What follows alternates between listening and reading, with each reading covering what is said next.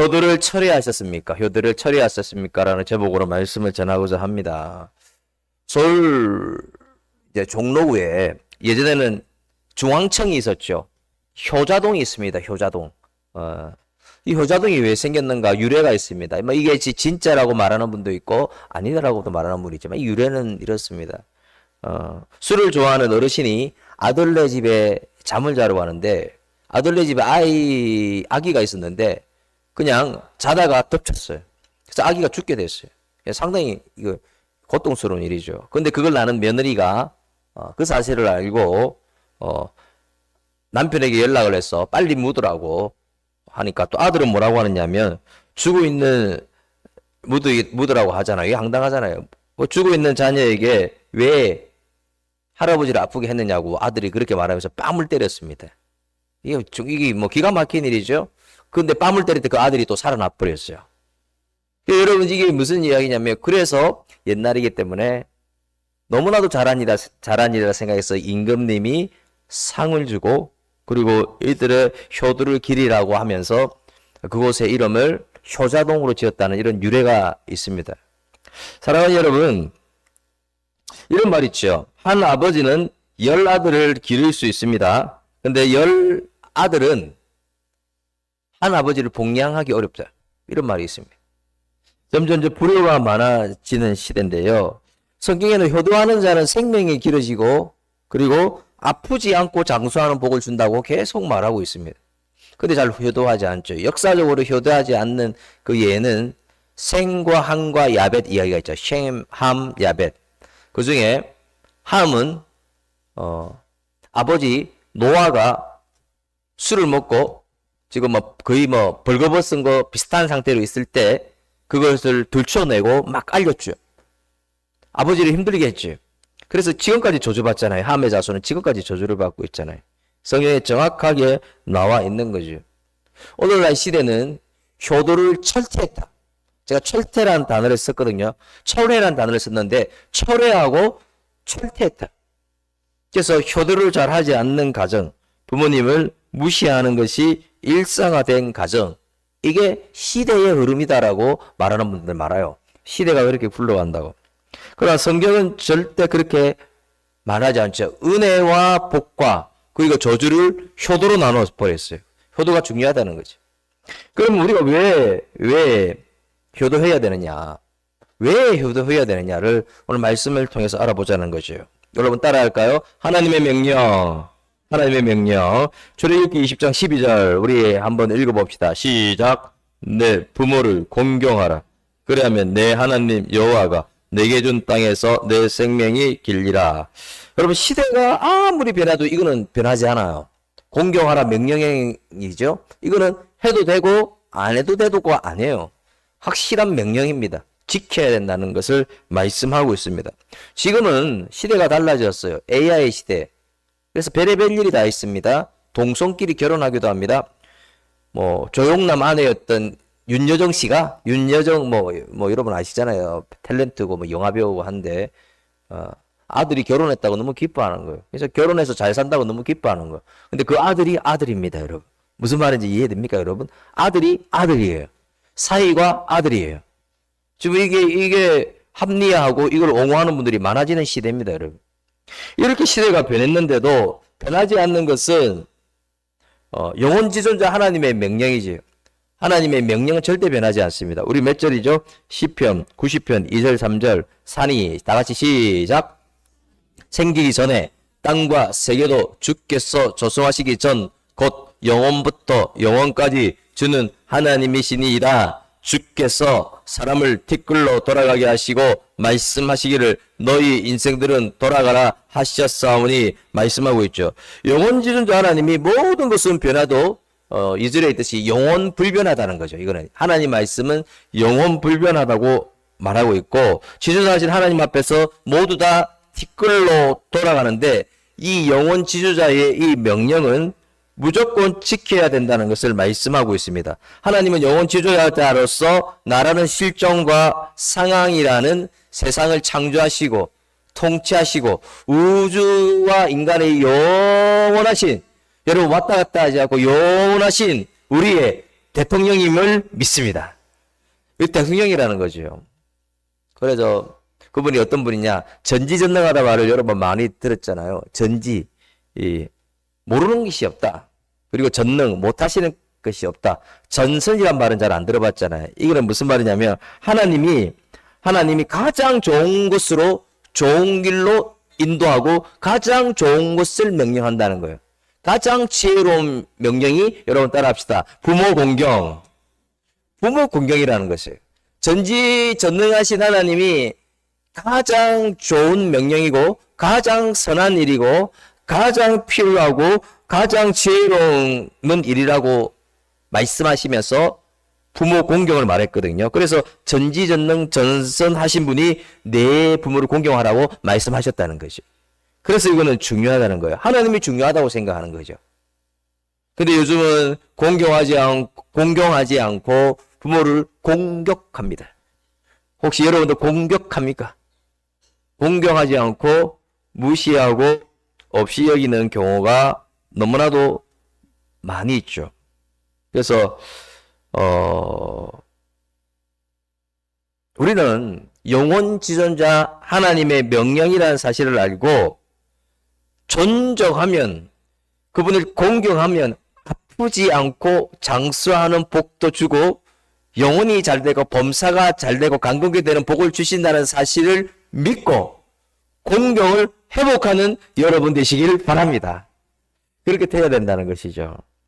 선순환의 원리가 있습니다, 여러분. 이 선순환의 원리가 뭐냐면 자녀가 부모에게 클릭해 주시면, 자녀가 부모에게, 한번 다 같이 읽어봅시다. 자녀가, 시작. 자녀가 부모에게 효도하지 않으면 자녀가 부모의 불효를 모델로 삼는다. 이게 무슨 겁니다. 자녀가 아무리 지혜가 없는 것 같아도, 뭘 모르는 것 같아도 자녀는 너무나도 잘 압니다.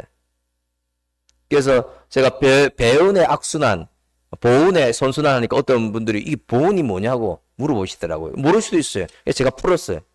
배은은 은혜를 저버리는, 은혜를 저버리는 게, 내가 부모를 잘 모시지 못하고 저버리면 나도 은혜 저버림의 악순환이 지속돼요. 여러분 집안 보면 지금 부모에게 잘 못하는 사람이 그 할아버지도 그 위에 잘 못한 경우가 많아요. 이게 배운의 악순환이 된다는 거죠. 은혜 저버림의 악순환이 반복된다는 거죠.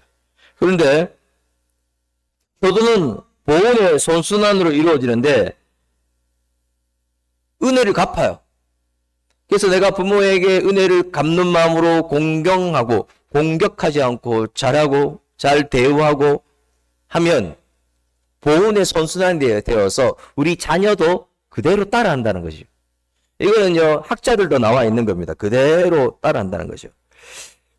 그래서 우리는 항상 그 악순환이 되지 않고, 배은의 악순환이 되지 않고 보은의 선순환이 될 수 있도록 우리는 항상 나를 되돌아 봐야 됩니다. 그래서 항상 부모님의 입장에 나를 맞추는 거. 여러분 따라합시다. 부모님의 입장에 나를 맞춥시다. 어떤 어머니는요, 아이 보는 게 행복한 분이 있어요. 그게 좋은 분이 있어요. 근데 아이 보는 게 엄청 괴로워하는 분들이 있거든요. 그거 맡기면 안 되죠. 그거는 배은이 될 수도 있습니다. 좋아하는 분한테는 맡겨야 되지만 이게 있는 자체가 고통을 주는 거라. 그럼 맡기면 안 되지. 그렇지 않습니까, 여러분? 그래서 우리는 내가 부모님을 맞춰야지 부모님이 나한테 맞춰라. 이게 이제 자꾸만 이게 반복되면 배은으로 가는 겁니다. 배은으로. 그래서 여러분, 우리는, 우리 교회 모두는 효도의 선순환, 은혜 저버림의 악순환이 아니라 보은의 선순환, 은혜 갚음의 선순환이 여러분의 가문에 흘러넘치기를 주의 이름으로 축원합니다. 너무나도 중요하겠죠, 이게. 그래서 우리가 예수 그리스도 안에서 우리가 죄 용서받고 의롭게 된 하나님의 사람입니다. 근데 죄 용서할 때 우리가 하나님께서는 꼭 하나님의 자녀로서 자녀답게 살아야 된다는 그 의미가 있는데요. 하지 말아야 될 것이 있습니다. 하지 말아야 될 게. 뭘 하지 말아야 되냐? 한번 읽어볼까요, 여러분? 우리는 시작. 우리는 부모를 버리지 말아야 합니다. 다 안 버렸다고 하겠죠. 근데 마음으로 버린 분이 많아요. 마음으로. 사실상 연락을 안 하고 있으면 버렸다고 말할 수 있습니다. 연락을 안 하고 있다면. 두 번째, 우리는 부모의 마음을 아프게 하지 말고 의절하지 말아야 됩니다. 세 번째, 우리는 부모님이 보는 데서 다투지 말아야 됩니다. 뭐 싸울 수 있죠, 여러분. 다툴 수 있잖아요. 이제 다투려면 저 섬에 가서 다투든지 저 차에 가서 다투든지 해야 되는데 부모님 앞에서 다투는 거는 엄청난 불효인 거 여러분 아시죠? 이것도 뭐 나도 모르게 이렇게 됐다고 하지만은 이걸 확실하게 정해야 될 것 같아요. 절대로 그런 일이 있을 수 없다. 우리는 부모의 구원에 무관심하면 안 됩니다. 지옥 가도 좋습니까? 무관심하다는 것은 지옥 가도 좋다는 의미가 담겨 있다는 거죠. 안 된다는 거죠. 구원받아야 된다는 거죠. 해야 할까? 한번 읽어볼까요? 해야 할까? 우리는 시작. 우리는 부모를 최대한 복양해야 됩니다. 해야 합니다. 최대한 잘해야 된다는. 두 번째, 우리는 시작. 우리는 부모에게 자주 연락드려야 합니다.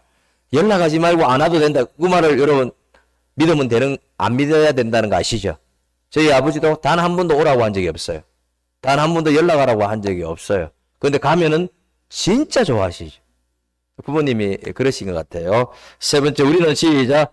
우리는 부모에게 용돈을 드려야 합니다. 절대로 책을 드리지 마시고 용돈을 드리시고. 네 번째, 우리는 시작. 우리는 부모의 구원에 최우선을 둬야 합니다. 그래서 제가 이제 사역하면서 앞에 교회나 부정교회나 마찬가지로 보람된 것은요. 이분이 아버지가 어머니가 안 믿으셨거든요. 안 믿으셨는데 제가 가서 복음을 전하고 영접 기도하고 예수 믿었을 때가 가장 행복합니다. 그럴 때 천국 갔잖아요. 우리 영접 기도하면 되거든요. 하나님, 저는 죄인입니다. 예수님이 나를 위하여 죽으신 것을 믿어요. 예수님 내 마음에 들어오세요 해서 영접 기도하면 하나님의 자녀 되는 것이고, 그리고 거기서 안 돌아가시면 병상 세례하면 되거든요. 하나님의 자녀가 될 수 있거든요. 치매 걸려도 상관이 없거든요. 저는 치매 환자한테도 많이 했거든요. 아니, 그걸 안 해요. 여러분 왜 안 하시죠? 혹시 안 믿는 부모님 계시면 이제 예수님을 믿게 하셔야 돼요. 영접하게 하셔야 돼요. 그래서 천국 가게 하셔야 돼요. 안 그러면 평생 후회합니다, 여러분. 그래서 여러분 이 세상에서 복을 누리는 것보다 부모와 함께 천국 낙원에서 영원토록 지복을 누리는 것, 행복을 누리는 것이 그 더 큰 복이라는 사실을 믿으시길 바랍니다. 여러분 그렇지 않습니까? 그래서 이 세상에서는 나그네잖아요. 진짜는 거기잖아요. 거기. 여기서는 안 믿으셨지만, 여기서는 그랬지만 거기서는 믿어야 되잖아요. 그래서 여러분 꼭 어버이 주일에 어버이에 대한 말씀을 딱 1년에 한 번만 전하는데요. 안 믿는 부모님을 위해서 여러분 꼭 작전기도 들어가셔야 됩니다. 안 믿는 우리 형제를 위하여 작전기도 들어가셔야 된다고. 그렇지 않습니까, 여러분? 그렇게 안 하면은 장담이 안 되는 것이죠. 두 번째, 왜 우리는 효도해야 될까요? 여러분 따라합시다. 모든 관계에 중간고리 역할. 이게 무슨 말일까요, 여러분? 이게 무슨 말일까요? 너무나도 중요한 겁니다, 이게. 저도 이제 말씀 전하면서 다시 한번 되새기게 되었는데, 우리 10계명이 있습니다. 10계명이 별로 어렵지 않아요. 외우는 거 쉬워요. 1계명부터 4계명까지는 신우망안 해놨잖아요. 하나님 외에 다른 신을 두지 마라. 우상숭배하지 말라. 쉽잖아요. 하나님의 이름을 망령되이 이끄지 말라. 안식일은 뭘까요? 안은 뭘까요? 그 말해서 아시죠? 안은 안식일입니다. 이 네 가지죠. 이게 천륜이라고 합니다. 다른 신을 내게 두지 말고 우상숭배하지 말고 망령되이 하나님의 이름을 부르지 말고 안식일을 거룩하게 지켜라. 이게 천륜이라고 합니다. 그런데 인륜은 뭐부터 시작할까요? 5계명. 5계명이 뭘까요, 여러분? 내 부모를 공경하라. 5계명부터 시작한다는 거죠. 5계명부터 시작하는 이게 어떤 역할을 하느냐? 그 다음에 부모를 공경하라. 다음에 간도살이 있거든. 간음하지 말라, 도둑질하지 말라, 살인하지 말라, 간도살. 이렇게 있거든요. 이런 계명들이 있어요. 근데 5계명이 어떤 역할을 하느냐? 중간고리 역할인데 여러분 따라합시다. 하나님과 연결고리. 또 한번 따라합시다. 인간관계의 출발점. 그게 중요하다는 거예요. 오계명이. 오계명이 무너지면요, 하나님과의 관계가 좋을 수가 없어요, 절대로. 그리고 이웃과의 관계도 잘 안 됩니다. 잘 할 수가 없습니다. 그래서 이 중간 오계명이 너무나도 중요하다는 거죠. 중심부. 이게 센터라는 거예요. 우리 몸에 허리가 꺾이면 어떻게 됩니까? 오계명이 허리라는 거죠. 허리. 다 무너지는 거죠. 그래서 우리가 이 관계가 이 중간고리 이게 회복이 안 되면 하나님과의 관계도 잘 안 될 뿐더러 이웃과의 관계가 회복 안 되는 근원을 보세요. 그분 부모님하고 관계가 안 돼 있어요. 부모님하고. 물론 부모님이 달라요. 어떤 분은 처음부터 매너가 있고 스마트하고 정말로 예의도 바르고 그런 분이 있지만 부모님 중에는 막대인 분도 있어요. 그 하나님의 법칙은 뭐냐면 내가 너에게 준 부모에게는 좋은 관계를 하라는 거죠. 자, 그래서 여러분 생각해 보세요. 흉악 범죄를 지어 감옥에 갇힌 사람들 중에 단 한 사람도 부모와 좋은 관계에 있는 사람이 없다는 거예요. 없다는 거예요. 그 관계에서부터 어긋났다는 것이죠. 그래서 칼빈은 뭐라고 하느냐면 우리 한면 보면서 읽어볼까요? 부모 공경 시작. 부모 공경을 통해서 하나님을 공경하도록 이끄시고자 하셨다는 거죠. 부모 공경을 통해서 하나님의 천륜을 이야기하고 나서 부모 공경을 통해서 중간에 이걸 통해서 하나님과의 공경을 이끄시도록 했다라고 말씀하고 있죠. 그래서 영적으로 깊이 연결되는 가정이 부모 공경이라는 거지. 이게 빠지면요. 그리고 이걸 부모를 홀대하면요. 부모와의 의지라고요. 부모와 연락하지 않으면요. 실질적으로 하나님과의 관계도 잘 안 됩니다. 이건. 어떤 이유에서든. 그래서 우리는 이 계명이 너무나도 중요하고 근데 이게 여기까지 가지 않죠. 사랑과의 관계도 이게 되는 거예요. 이게 여러분 인간관계 좋은 사람들 보십시오. 부모하고 원수 관계에 있습니까? 사기꾼 빼고 없죠. 이게 모든 게 연결된다는 거죠. 그래서 부모 관계는 한번 따라합시다. 영적인 연결의 키가 되는 거예요. 그래서 우리는 무시하면 안 된다는 거죠. 부모님이 물질이 부족하고 뭐 해준 게 없다라고 하는데 절대 무시하면 안 된다는 거죠. 그리고 인간 깊숙한 곳에 사람의 깊숙한 곳에 불순종의 영이라는 게 있어요. 불순종의 영. 그러니까 이 불순종과 반항의 영을 이게 극복하기 힘든데 이것을 훈련하는 가장 중요한 곳이 가정입니다. 부모와의 관계 속에 훈련을 하는 거죠. 가정에서 그 일을 한다는 거죠. 여러분 이제 믿음의 조상 아브라함을 알 겁니다. 순종의 대명사죠. 내 아들을 100세에 난 아들을 불에 태워라. 번제로 바쳐라. 칼로 난도질해서 불에 태워라. 이게 말이 되는 겁니까? 근데 더 위대하고 더 대단한 사람은 더 대단한 순종을 한 사람은 이삭입니다. 이삭. 제가 이제 주석을 자세히 보니까 이삭이 청년 힘이 있었다는 거. 완력이 있었다고 나와 있어요. 완력이. 그런데 그거를 완력이 있는 이삭이 이성이 있는 이삭이 자기 주관이 있는 이삭이 번제로 자기를 태운다고 하는데 순종했다. 이게 그리스도를 예표한다고 합니다. 그리스도의 예표, 십자가를 예표한다고 그러는데 이 순종했다. 왜냐하면 불순종의 영을 성령의 순종의 영으로 이긴 거예요. 이게 극복한 거예요. 그 성령의 순종의 영이 임하면 어떤 것들도 순종할 수 있다고 말씀하고 있죠. 이 가정에도 마찬가지입니다. 가정이 그러니까 되는 거예요.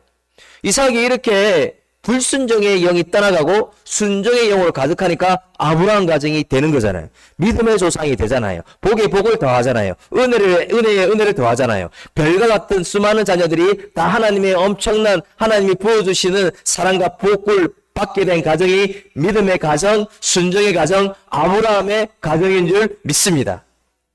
지금 그렇게 연결됐잖아요. 근데 사단은 우리가 반항하도록 불순종하도록 뒤에서 웅크리고 있습니다. 죄인의 영혼에 안티바이러스를 계속 주는 거죠. 그래서 우리 에베소서 2장 2절 한번 읽어볼까요? 에베소서 2장 2절 시작. 이 세상 풍조를 따르고 공중에 건재 잡은 자를 따랐으니 곧 지금 불순종의 아들들 가운데 역사하는 영이라. 불순종의 영이 있다는 거예요. 우리 안에 아담의 피가 흐르거든요. 그럼 불순종의 영이 흘러요. 반항의 영이 흐른다고요. 그래서 불신종의 영을 걷어낸 것이 바로 예수의 십자가거든요. 예수 그리스도의 십자가. 그래서 첫째 아담이 불순종으로 해서 불순종함으로 말미암아 우리의 구원을 잃어버렸어요. 우리는 지옥 밑창에 갑니다. 그러나 두 번째 아담이 누구죠? 예수 그리스도. 예수 그리스도의 순종에 의해서 우리에게 구원이 임했죠. 그래서 예수 그리스도의 그 순종에 인해서 우리는 구원함을 입었고 회복을 입었고 하나님의 은혜를 입었고 하나님의 복도 입었고 승리할 수 있는 길이 예비된 것이죠. 그래서 위대한 것은 십자가 맞아 순종했잖아요. 우리 히브리서 5장 8절 한번 읽어볼까요? 그가 시작. 그가 아들이시면서도 받으신 고난으로 순종함을 배워서 예수님도 순종함을 배웠다는 거죠. 그래서 겟세마네 동산에서 참 이게 힘든 말을 하죠. 왜 내가 십자가를 짊어져야 합니까? 하다가 그러나 아버지 나의 원대로 마옵시고 아버지의 원대로 되기를 원하나이다. 이 순종이 예수님의 순종인 줄 믿습니다. 예수님도 순종을 배웠다는 거죠, 여러분. 여러분 우리가 잘 아는 그 바울이 아니고 죄송합니다. 다윗을 향해서 사울의 질투가 하늘을 찔렀다는 거 여러분 아실 거예요. 그래서 창으로 던지려고 그러고 군대를 동원해서 다윗을 죽이려고 하잖아요. 그런데 다윗이 사울을 한 방에 죽일 수 있는 찬스를 맞이했습니다. 어디입니까? 엔게디 굴에서 용변을 보고 있었어요. 누가? 다윗이? 사울이? 그래, 사울이 누가 다윗이라고 했습니다. 큰일 납니다. 사울이 용변을 보고 있었습니다. 그럴 때 이제는 뭐예요? 창으로 찌르든지 칼로 찌르든지 하면 끝입니다, 이제. 그런데 왜? 자기 본성과 그때 다윗이 싸운 거예요. 싸운 거예요. 하나님이 기름 부으신 종을 내가 차단하고 잘못되게 하면 안 된다. 그 하나님의 영이 불순종의 영을 이긴 거예요. 그래서 그 순종의 영으로 그가 극복했고 그리고 하나님이 쓰신 거예요. 우리 마음에 불순종의 영이 있어요. 반항의 영이 있다고요. 사단은 그쪽으로 우리가 치우치게 만들어요. 그래서 분리하기를 만들어요. 우리 하나님은 어떤 분이죠? 우리 예수님은 어떤 분이죠? 나의 원대로 마옵시고 아버지의 원대로 되기를 원하나이다. 순종의 영을 우리에게 부어주신 줄 믿습니다. 그래서 부모 존재 앞에서 5계명은요. 뭘 얼마나 중요하냐면 제가 센터라고 했잖아요. 하나님께 순종 그리고 사람에게 순종의 센터예요. 센터. 중앙에 있다는 거죠. 그래서 부모 존재 앞에서 복종의 훈련, 부모 관계 속에 순종을 익혀가면 하나님께 순종하는 사람으로 다듬어진다는 것이죠. 그런데 부모를 순종하지 않고 의절하고 공경하지 않고 공격하고 부모와의 관계가 원수 관계되어 있는 분은요. 절대로 하나님과의 관계도 잘 안 되고요. 동료들과의 관계도 잘 될 수가 없다는 거예요. 그래서 여러분 눈에 보이는 부모님께 온전한 순종을 하지 못하면 눈에 보이지 않는 하나님 앞에 온전한 순종을 하지 못합니다. 그래서 여러분 지금이라도 눈에 보이는 부모님께 제대로 공경하고 순종하고 그리고 잘 모심으로 말미암아 보이지 않는 하나님께도 순종 잘할 수 있는 하나님의 사람 되시길 주의 이름으로 축원합니다. 축원합니다. 제가 이 중간에 연결고리 푼다고 좀 힘들었거든요. 힘들었다고요. 세 번째, 우리가 효도하는 이유는 부모를 기쁘시게 해드리라고 말씀을 하셨기 때문에 계속 잠언서에 말씀하고 있죠. 기쁨이어야 된다. 자, 우리 몇 절이죠? 잠언 10장 1절 솔로몬의 시작. 솔로몬의 잠언이라 지혜로운 아들은 아비를 기쁘게 하거니와 미련한 아들은 어머니의 근심이니라. 기쁘게 하지만요. 미련한 아들은 계속 근심. 자랄 때부터 컸어도 자 15장 20절 시작. 지혜로운 아들은 아비를 즐겁게 하여도 미련한 자는 어미를 없이 여기느니라. 부모가 무엇을 좋아하시는가를 아는 것이 참 중요합니다. 부모에게 근심을 끼치고 노년에 부모에게 근심을 끼치고 짐을 지게 하는 거 이처럼 불효가 없습니다. 그래서 요즘 노년에 부모님들이 자녀로 인해 고통당하는 분들이 너무 많아요. 부모를 이용하거든요. 은퇴 자금을 그냥 다 본인들이 다 써버리는. 뭐 하라고 지금 벽세 시대인데. 사업 확장한다고 막 이사한다고 돈을 뽑아내고 뭐냐. 캥거루족이라고 하죠. 나이가 들어도 부모 계속 그걸 빨아내려고 하는 그런 잘못된 것이죠. 그래서 이 앙케이트를 봤는데 중상층 노후에 실버 파산하는 네 가지가 있습니다. 실버 파산하는 네 가지. 첫 번째는요, 사업 투자의 실패. 이건 다 사업하지 않기 때문에 그러죠. 왜? 내가 이제 은퇴했어요. 은퇴해서 사업을 하려고 가게를 열었어요. 파산하는 경우 많다는 거죠. 그래서 저는 이렇게 생각해요. 뭐 우리가 사업을 하시려는 분도 있고 자녀들이 사업하려고 하는 분이 있으면 재무제표요.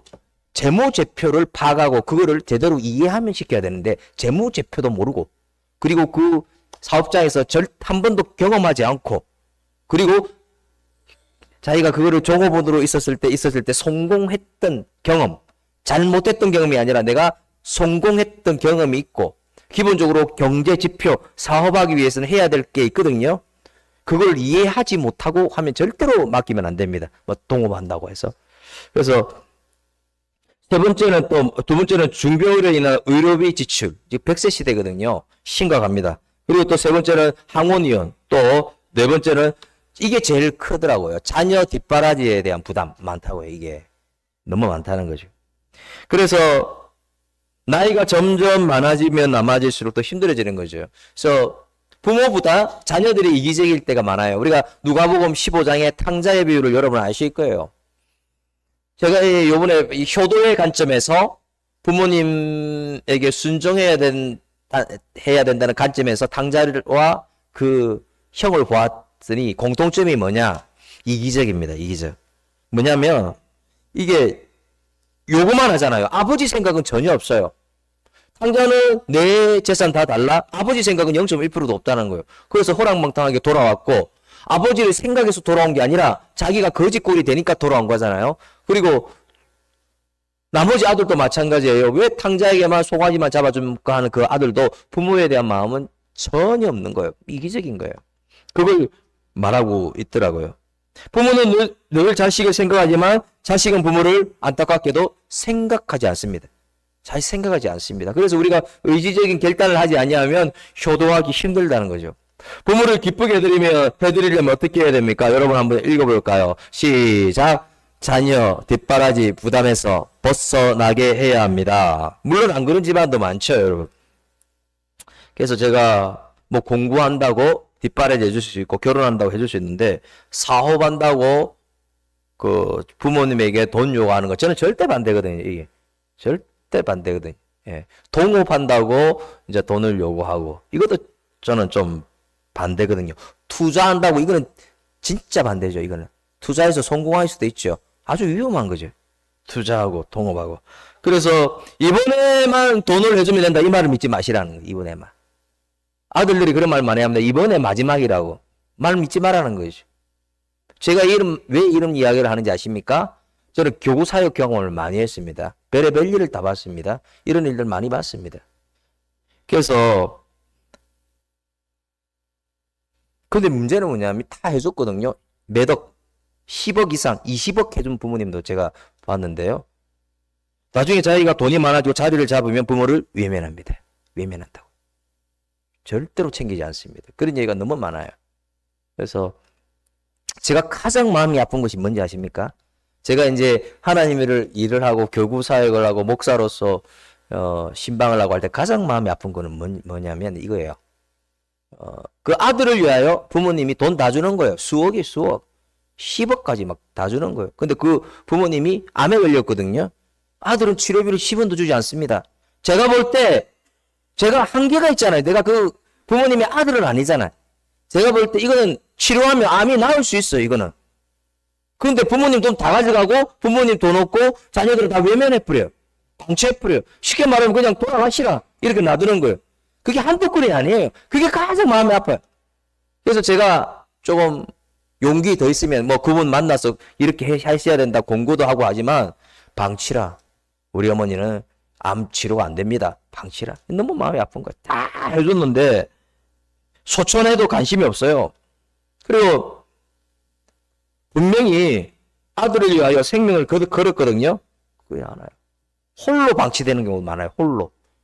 제가 제일 깜짝 놀란 거는 신방 갔는데 소천하셔버렸어요. 아무도 자녀도 모르고 자녀가 많아.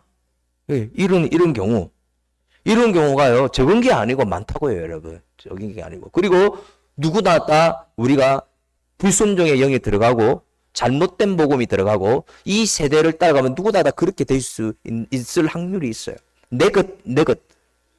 자꾸만 생각하면. 그래서 여러분, 우리 부모님들은 자녀들은 경제적인 독립을 해야 되고 부모님들은 단호해야 될 것 같아요. 그래서 100세 시대에 우리가 비참하지 않고 그렇게 살 수 있을 것 같습니다. 부모를 기쁘게 해야 되는데 두 번째는 부모의 허물을 여러분 따라하시다. 허물을 덮어주자. 그래서 제가 서두에 말했듯이 생과 한과 야벳을 말했듯이 함은 허물을 덮어주지 않았어요. 술 취해서 발가벗고 있는데 다 알리는 거예요. 그 허물을 덮어주지 않고 그렇게 비난하면 그것이 하나님의 법칙이 아니라는 거죠. 이런 분들이 많아요. 감정이 안 좋아요. 부모님이 나를 힘들게 했다고. 해준 게 없다고. 뭐 했느냐고. 그래서 나는 절대 잘할 수 없다고. 여기까지라고. 이건 그 잘못된 복음이죠. 저도 해준 게 없어요, 여러분. 저도 학원에 다니고 싶은 게 소원이었는데 학원 안 다녔어. 한번 태권도 도장 안 다녔어요. 등록금 저 혼자 다 했어요, 여러분. 그러면 원수 관계네요? 너 혼자 다 했으니까. 전부 다, 그러면 이거 상처 받아서 안 되죠. 근데, 그러나 그런 결핍이 있고, 그런 결핍이 있으면 하나님이 은혜로 덮잖아요. 그거 알잖아요. 은혜로 덮어주잖아요. 그래서 여러분, 꼭 부모님의 어떤 과거, 나한테 잘못했다, 내 편 안 들었다, 이런 것들이 있죠. 그런 것들을 들춰내지 말고 성경의 법칙에 맞게끔 우리는 부모님을 꼭 존중해야 된다는 거죠. 그리고 허물이 있으면 오히려 부모의 허물을 덮어주고 칭찬할 거리를 찾는 것이 성경적인 법칙이죠. 세 번째, 우리는 여러분 따라합시다. 경청. 잠언서에 보면 계속 말합니다. 내 아들아, 내 말을 들으라, 내 말에 귀를 기울이라. 나이가 드시면 특징이 나타납니다. 자꾸 했던 말 또 하고 했던 말 또 하고. 아유, 했던 말 또 하면 들어야죠. 어떻게 하겠습니까? 했던 말 또 하면. 아니, 저는 젊은 사람도 사람의 기질에 따라서는 했던 말 또 해. 했는데 또 해. 5번 반복하는 사람도 있어, 젊은 사람도.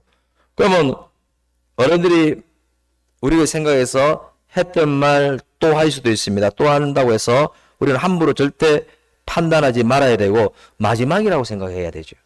부모님이 건강해 보여도 갑자기 돌아가십니다, 여러분. 그거 아시죠? 갑자기 돌아가신다고요. 제가 이제 사회 가면서 느낀 것은 예고 없이 언제 내일 돌아가실 수도 있어요, 여러분. 그래서 우리가 생각나면 미루지 말고 효도할 수 있는 여러분이 되었으면 좋겠습니다. 그래서 이런 말이 있잖아요. 돌아가신 다음에 소를 잡는 것보다 살아계실 때 병아리 한 마리가 차라리 낫다. 돌아가시고 나서 뭘 합니까?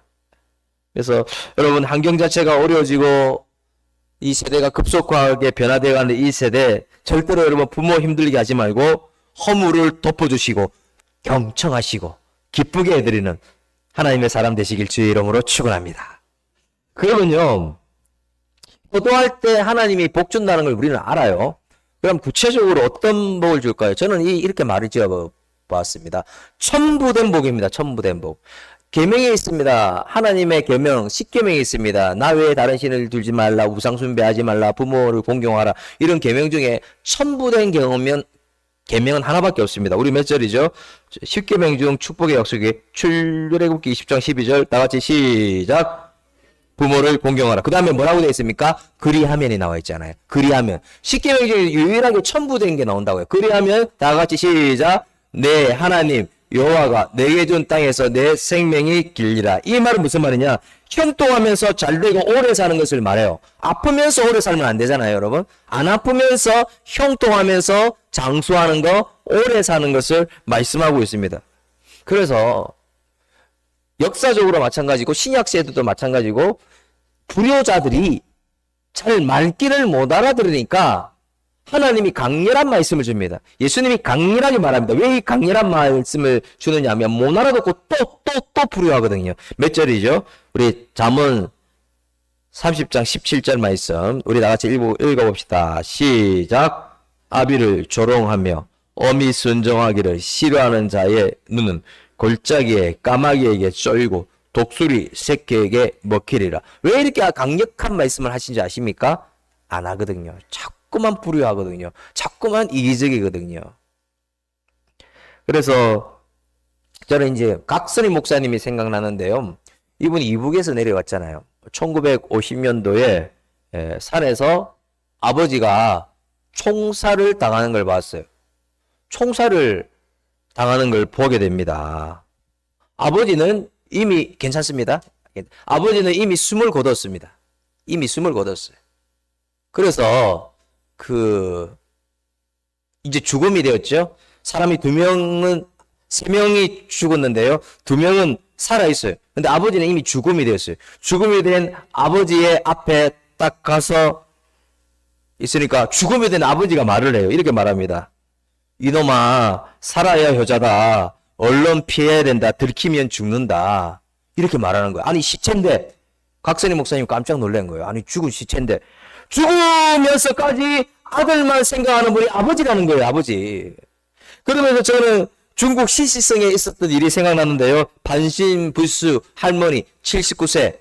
근데 아들이 너무 가난했어요. 저 오지에 사는데 너무 가난하니까 이게 안 되는 거예요. 그래서 어느 날 어머니를 데리러 갑니다. 고려장하러 갑니다. 땅에 묻으러 가는 거예요. 그걸 며느리가 보고 놀래서 경찰서에 신고했습니다. 그럼 어떻게 됩니까? 아들은 비참하게 되는 거죠. 그런데 통곡을 하면서 어머님이 뭐라고 하느냐면 내 아들은 죄가 없고 내가 아들을 시켰다고 계속 통곡을 하면서 말합니다. 이게 부모의 마음 아닙니까? 부모의 마음. 이 부모의 마음이 이렇다는 것이죠. 그래서 우리는 그 부모님이 호도할 때 방금 말했지만 우리가 추가적인 복을 준다고 했지만 두 번째 여러분 한번 읽어봅시다. 천대까지 시작. 천대까지 복을 주십니다. 출애굽기 20장 6절 시작. 나를 사랑하고 내 계명을 지키는 자에게는 천대까지 은혜를 베푸느니라. 이게 무슨 말이냐면 모든 세대 내가 생명이 끊어지면 2대, 3대, 4대, 5대가 된 모든 세대에 은혜와 복을 준다고 하나님이 말씀하고 있는 거예요. 딱 박아놓은 거예요, 여러분. 그래서 오늘날 우리는 이 타락한 시대입니다. 타락한 말세. 여러분이 한번 여정을 한번 생각해 보세요. 여정을 보면 내가 하나님 말씀을 벗어나서 부모님에게 서섭한 일이 많을 거예요. 이 여정을 한번 되새겨 보라는 거죠. 이미 돌아가신 분도 있고 안타까운 마음이 들 건데요. 근데 오늘날 이 시대를 절대 여러분 따라가지 마시고 효도를 철회하지 마시고 부모를 공격하지 마시고 버리지 마시고 매일매일 하나님 말씀대로 효도를 실천함으로 천대까지 복을 받는 인생의 여정을 사시는 여러분 되시길 주의 이름으로 축원합니다. 아멘.